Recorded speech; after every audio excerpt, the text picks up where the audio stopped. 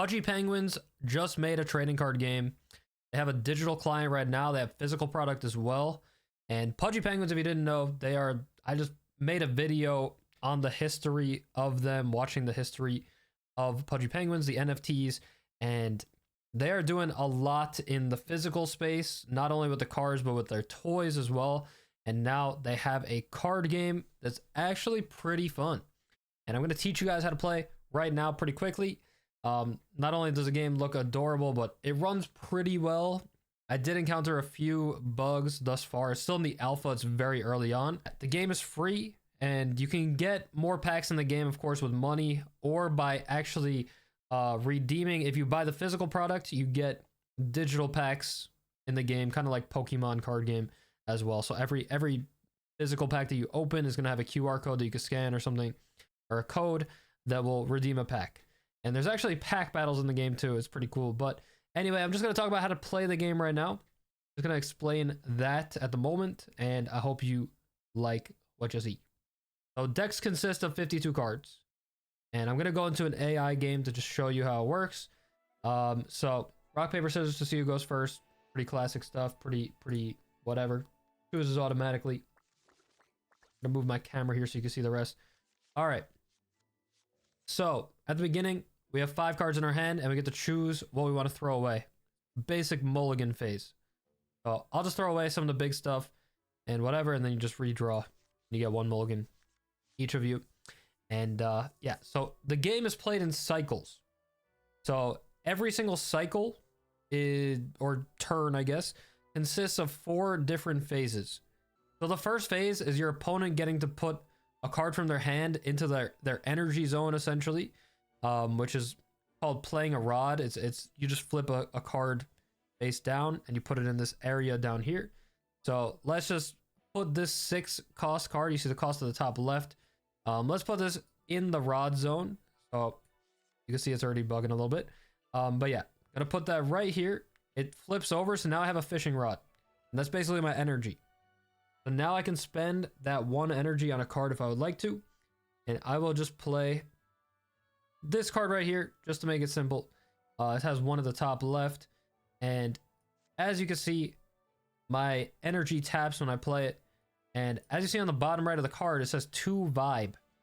So at the end of each cycle or turn, after my opponent and I both play cards, then whichever one of us has a penguin with the highest vibe that is untapped will win the round.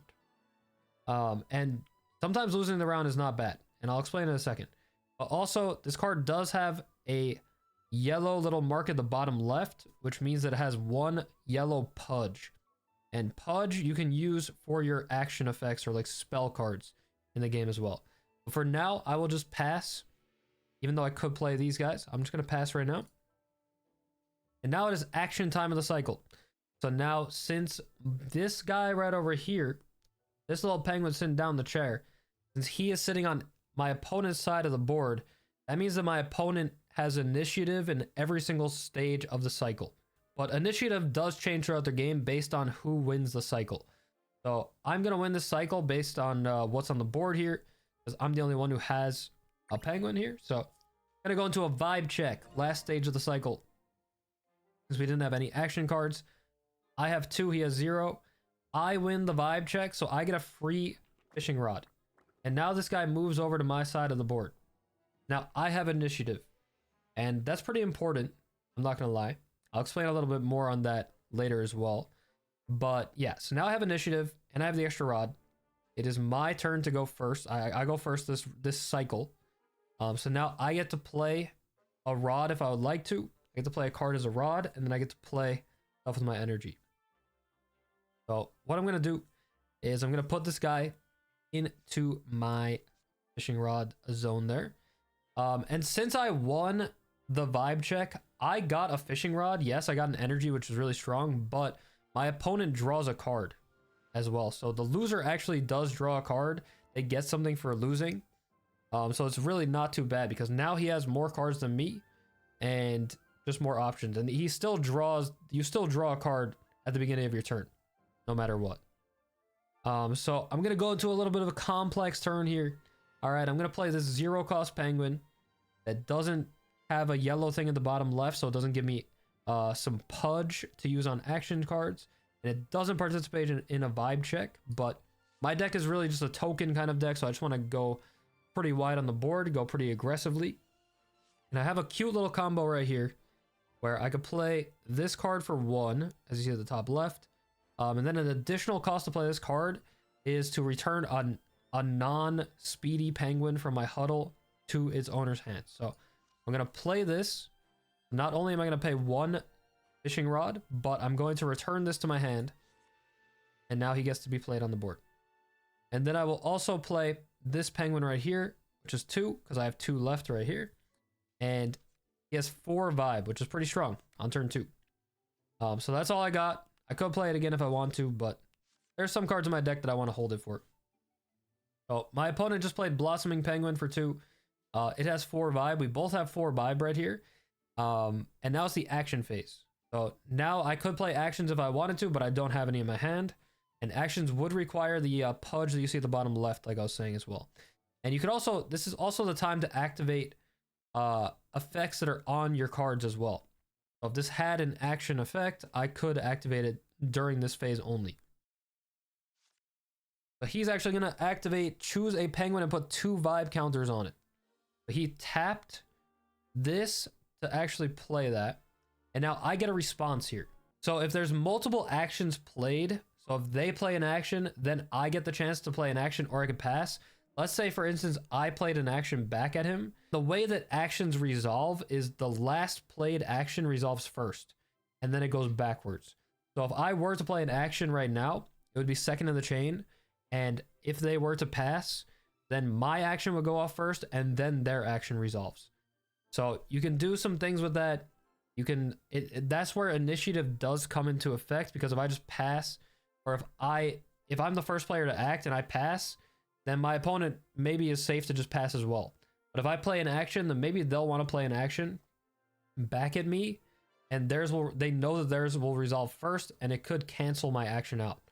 Like for instance, if I were to play a card that destroyed this unit that he's trying to buff up, then his action would not do anything because his target is gone. So I don't have an action. I'm just going to pass. And he puts 2 vibe counters on it, which means that it just gains +2 vibe. And you can see that by the +2. That's right there. And the total is at the bottom right still. The total updates. So it's not 6 + 2. It's just 6. But since his penguin is flopped or tapped now, because he tapped it to play that action, now it does not participate in the vibe check, and I win the vibe check. Only unflopped, only the highest unflopped penguin, untapped penguin, will participate in that vibe check. All right, so my opponent has played an act card right here, and act just means like action, so he could activate this during the action phase, which is right now. Since I have the initiative because the penguin's on my side of the board, because I won the last vibe check, I get to go first in the action stage. I will just pass. And he can do this if he would like to, but there's no need. He's already winning. He's got 6. So he trumps me there. But like I was saying before, sometimes it's not so bad to lose the vibe checks. And now you might be thinking to yourself, how the heck do you win this game? And that's a great question. So the way that you win this game is you have 15 cards on your side of the board, and you have the penguin on the left here. You have him on your side of the board at the start of your turn. Which means that you have to have won the last round, and you have to have a certain amount of cards on your side. And that counts the fishing rods and the penguins on the board as well. So I will just play some more here. I'll play a 6 vibe penguin.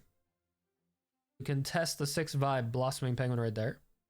And he could beat that by just using this effect, but then he will ice his penguin.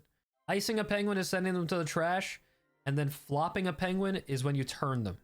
But I'll show some more gameplay on the screen so you can see just me winning a game. And as you can see at the bottom left and at the top left, it does keep track of how many cards you both have on the field, including with your rods and on the board itself.